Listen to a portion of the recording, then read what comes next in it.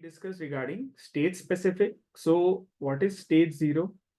Stage 0 means the patient is having an in situ that is limited to just the lamina propria. So what is important to understand that this will not have any risk of lymph node mets.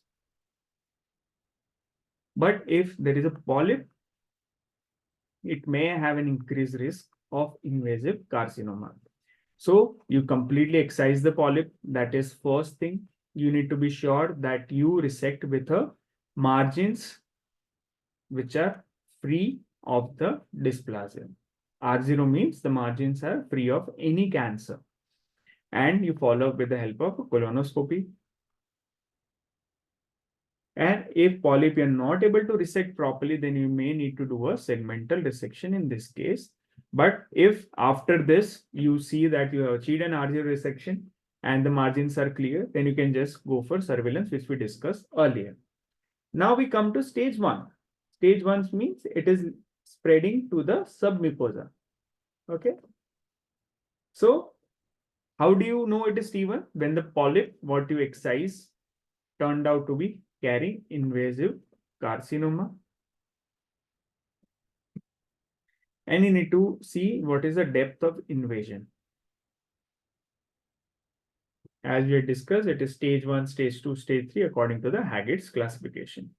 So the treatment in this case is varies if it is a pedunculated or a sessile polyps. Pedunculated, if at all, it is limited or spread even to the stalk, but it is not invading into the base or the submucosa.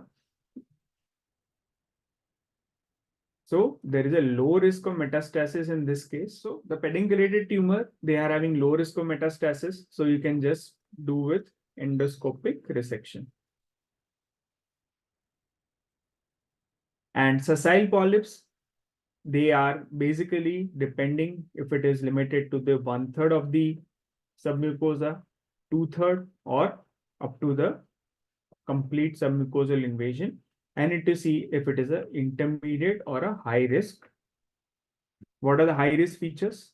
The high risk features, if the sessile polyp is having lymphovascular invasion, it is poorly differentiated. It is near to the resection margin, then it becomes high risk features. And for this, you need to treat it with the help of a segmental colectomy.